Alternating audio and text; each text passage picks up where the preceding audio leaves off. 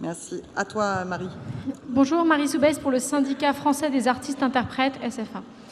Chers camarades, les artistes sommes aujourd'hui dans une précarité toujours grandissante. On voudrait nous faire croire que nous sommes précaires par essence. Et comme syndicat, même si nous défendons au quotidien les conditions de travail des artistes, nous ne perdons jamais de vue qu'il nous faut revendiquer une permanence de l'emploi. À l'échelle confédérale, tout le monde en a parlé, il nous faudra progresser dans notre implantation parmi les plus précaires. Nous pensons que ça ne pourra pas se faire sans la collaboration avec les UL et les UD, particulièrement bien placés pour s'occuper de ces travailleurs et travailleuses isolés. Les mobilisations des précaires, nous les connaissons bien, nous, les intermittents et intermittentes, et nous savons que les victoires que nous avons arrachées, la dernière en 2016, nous les avons arrachées aussi grâce au contexte de mobilisation générale et grâce aussi au spectre de la grève de 2003 au Festival d'Avignon qui demeure bien présente dans les esprits. Enfin, les mouvements des intermittents et intermittentes se font toujours dans la démocratie chaque semaine, à Paris et ailleurs. La CGT rend des comptes précis sur la manière dont elle mène les négociations et les décisions concernant les suites du mouvement sont décidées par ses acteurs et actrices, syndiqués ou non, à la CGT ou non. Et oui, nous avons besoin maintenant de toute la Confédération pour que les attaques qui nous menacent toutes et tous, les chômeurs et donc toutes et toutes les travailleuses, soient combattues à la hauteur de leur violence. Moins de droits pour les chômeurs, c'est plus de droits pour les patrons. Hier, les gilets jaunes intermittents et précaires se sont invités à la cérémonie des Molières et ont remis un Molière d'honneur à tous et toutes les oubliés des cérémonies et un Molière de déshonneur à Macron et au gouvernement.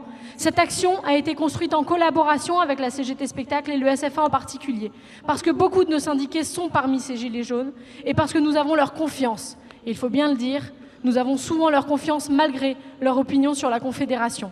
Cela m'amène au rapport d'activité. Mon syndicat a décidé de partager ses voix entre le non et l'abstention, parce qu'à la question qui y est posée, les directions de nos organisations ont-elles pris les bonnes décisions? Nous répondons non.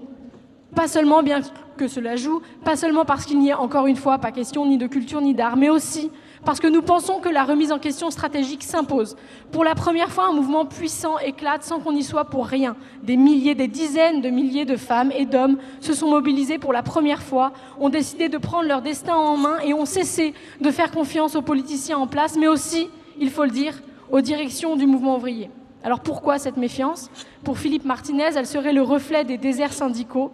C'est un début de remise en question, mais tout s'explique-t-il par notre absence? Est-ce qu'elle n'est pas aussi cette méfiance due au fait que nous ayons perdu toutes les luttes nationales que nous engageons depuis des années?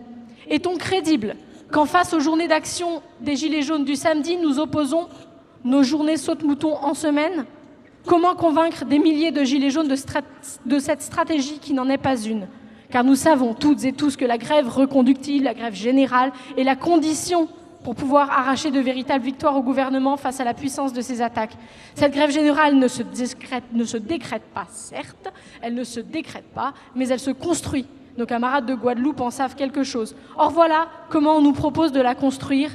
Voilà notre stratégie, appelée à des journées de grève espacées plus ou moins selon le contexte, et quand au bout d'un moment, ces journées d'action jugées stériles et sans lendemain sont de plus en plus désertées, nous disons, on veut bien appeler à la grève générale, mais vous voyez bien qu'il y a de moins en moins de monde.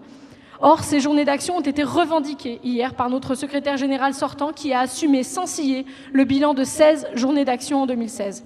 Mais ce vote contre le rapport d'activité dont je suis dépositaire est aussi un vote d'espoir.